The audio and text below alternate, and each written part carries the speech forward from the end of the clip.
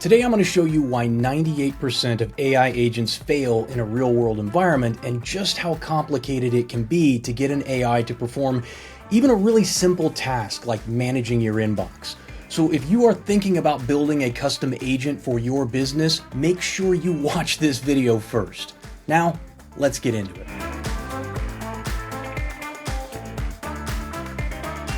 Okay, so here we are in N8N. It's one of the most popular sort of no-code or low-code building platforms that you can use to create an AI agent in.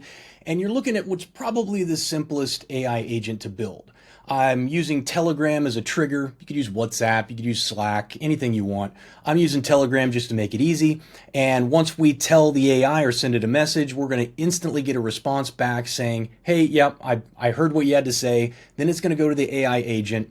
It's going to use ChatGPT, that's the model we're using, to come up with a solution for us, and then it's going to return us a response. And we've got a little simple memory here too, just so that the AI can keep track of a longer conversation. Otherwise, it'd just be able to understand one thing at a time. And we can actually make this work. I can show you how this works in Telegram. I'm just going to execute this workflow.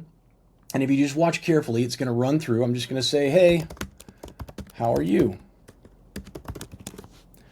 And we're going to wait, and in about 2 seconds, it's going to run through its processes. Hello, I'm doing great. Thanks for asking. How can I assist you today? So very simple. Works like a charm.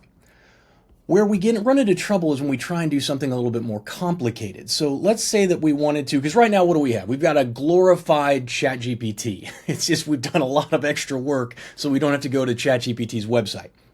What we want to do, if we try and make it more complicated, is let's say we want to do something like build an email agent that's going to help us manage our inbox, help us send emails, help us classify or label emails so that we can put them in the right place and just make our lives a lot easier. It's one of the most common tools that you would want to build. Well, if we come into the tools area and we type in, we've got a ton of them in here for pretty much anything you can imagine, but we're just going to search for Gmail.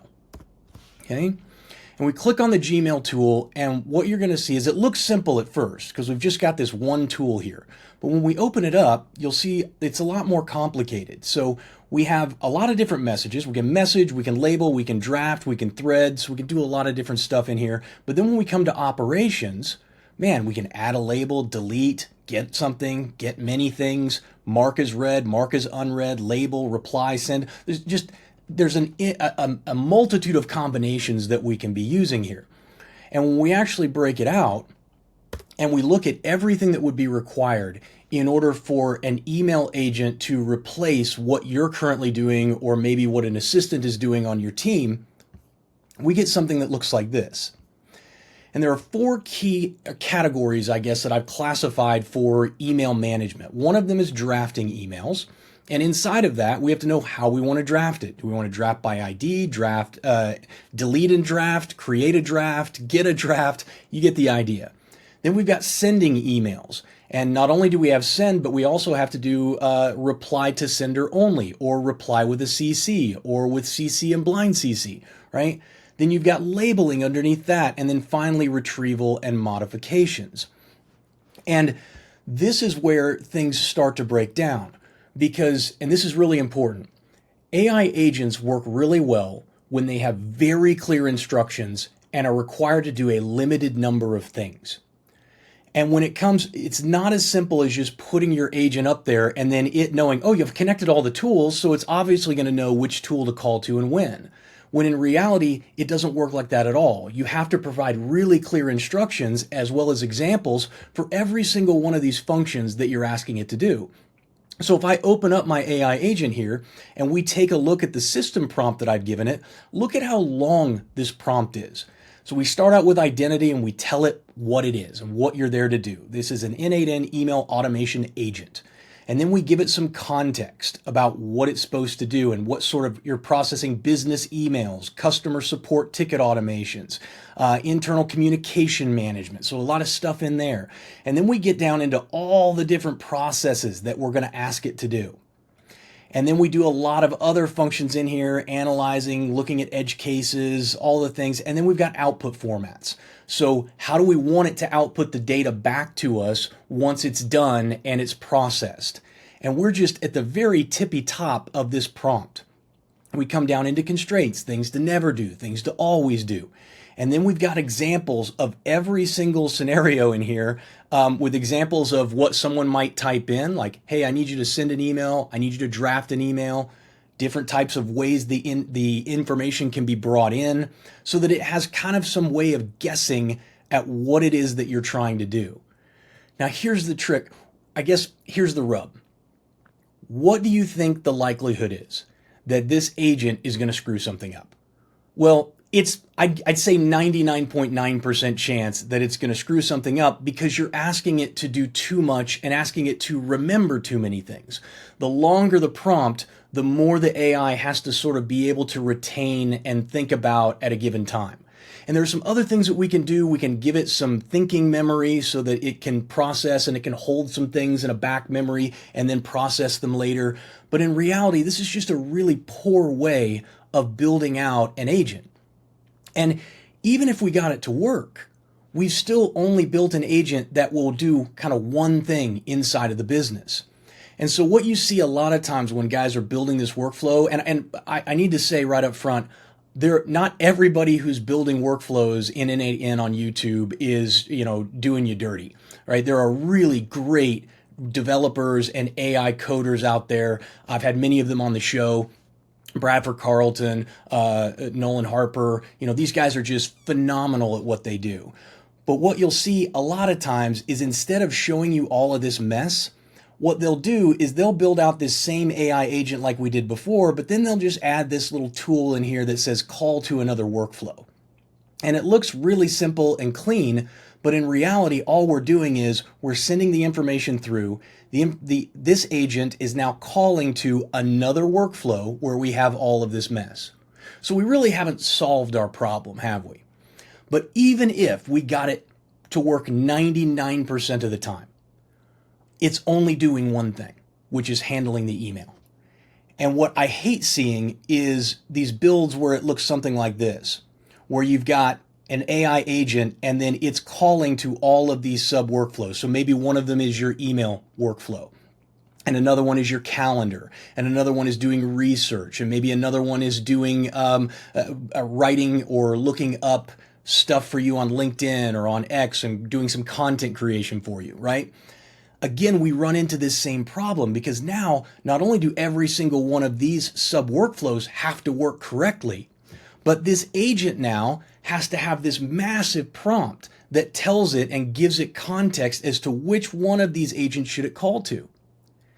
And then if that wasn't bad enough, I know I'm stressing you out here. Don't worry, I have a solution for you. But what if it has to do multiple things? So what if it not only has to schedule something on your calendar, but it also needs to send an email?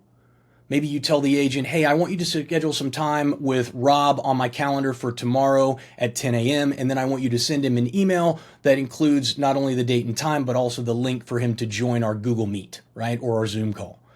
Now this agent has to not just perform one task, it's got to perform two, and it's got to remember and know which agent to call to for which. Again, the risk of a catastrophic breakdown here is almost certain, which is why these look really cool when you're building them out and you're having them do some basic stuff in order to showcase it on a YouTube video. But when you try and put it into practice in your business, it starts to fall apart. And there is a better way. Okay, so at this point, you're probably feeling a little overwhelmed, maybe a little dejected at the realization that this whole AI agent thing isn't going to be quite as easy as you thought. Well, I have some good news. It can be. You see, the engineering team at Motion have spent years designing the most powerful work tool for the 21st century, and they already have AI agents, including an email agent, built directly into their platform that their engineering team can customize to fit your company's unique needs. So if you want a simple and friction-free way to add agents to your business, then click on the link in the description for a free trial to test Motion for yourself. And for everyone else, back to the episode. Okay, so let's go back to our original build. We want to build an email agent.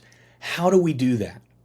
Well, we use some specific nodes that connect in a way that makes it easier for the AI to understand what we're doing. And this is foundationally what you're trying to build. Now, if you happen to build in N8N, you're going to notice that I haven't added some stuff in here. I've tried to make this simple just so that you can conceptually understand what needs to happen and how you need to be thinking about it. But in reality, in order to make this work, we would need some long-term memory and like a Supabase or with Postgres nodes in order to get this to function right. But you'll notice we have the same thing right here at the beginning. We have our initial trigger where we're sending it a message and asking it to do something. It's going to return, I just have it do ... letting me know, oh yeah, this worked. Because in longer processes, it can take 10 seconds, 15 seconds in order to get a response back. And I kind of want to know that this workflow actually executed correctly. Then we go to what's called a text classifier node. Now, this is exactly like any other AI agent, but it's a special node in N8N, and its only responsibility is to try and figure out what you're asking it to do. So there's no big system prompt with this. You're just saying, hey, I just told you to do something. Try and classify it into one of these areas. Am I asking you to draft something, send something, label something, or modify it? Okay. And then depending on what it decides to do, it's then going to track that to a separate AI agent that then calls to your sub workflow. Now, why does this make such a big difference? Because each one of these individual agents is only being asked to perform one small task, okay? So let's take drafting, for example. Let's say, hey, I want you to draft an email to Tom Smith, and it gets this, and text classifier gets it and says, oh yeah, that's a drafting email. So we're going to come up here to draft, and now this agent is going to say, okay, I've got a draft and response, so I'm going to call to my sub workflow, and it then, once it tells me what to do or it performs the task, then I'm going to get a response and I'm going to send the response back to the user. And just like before, we've got 1, 2, 3, kind of 4 things. We're going to have 4 different workflows that we're going to use. And each one of them will be triggered when the appropriate agent decides, yes, this is something that I need to work on. And you'll see we've got basically how to sending emails, drafting emails. We've got the drafting ones down here. We've got, this one is how to mark and label. And then this one is the modify, right? So each one of these sub agents is then calling to other agents to help them parse the data and get everything back the way it's supposed to be, okay? Now, again, I didn't do this video because I wanted to teach you how to build an email agent. I wanted to show you just how complicated it is so that you don't jump into this and start investing a lot of time and money into trying to design this for yourself or for your business, when in reality, getting it to work right is going to take a lot more effort and a lot more time. And really just a lot more back and forth with the prompting to make sure that when errors occur that you're going back and telling the agent how to classify things or how to work better, okay? And that's why I say there are other solutions out there other than this. If you want to be a developer and you want to be in here building AI agents for yourself, then more power to you. I actually really love doing this. So I don't mind coming in here and spending, hours, 10, 20 hours a week sort of building and testing things out. But if you've got a business to run, if you're an employee at a company and man, you just need to automate some things to make your life easier, then check out Motion. Go see what they've got. They will custom build an agent for you if you need them to. They already have predefined agents inside of their platform that not only will handle all your project management, it'll handle all of your notes and information, but it will also design to work directly with the AI agents that they built in there. And like I said, if you need something custom, like most companies do, then just talk to them. They're more than happy to get on the phone with you and either work through it with you or put one of their engineers on it to design it for you. And so I hope you liked this video. If you did, give it a like and a share. If you want to see more of these, leave me a comment in the description and tell me what you want me to build. And if I can't build it myself, I'll go out and find a qualified developer to come on the show and build it out for you so you can see how it works, and then you can have the template to use in your own business. But thanks so much for watching. I'll talk to you soon.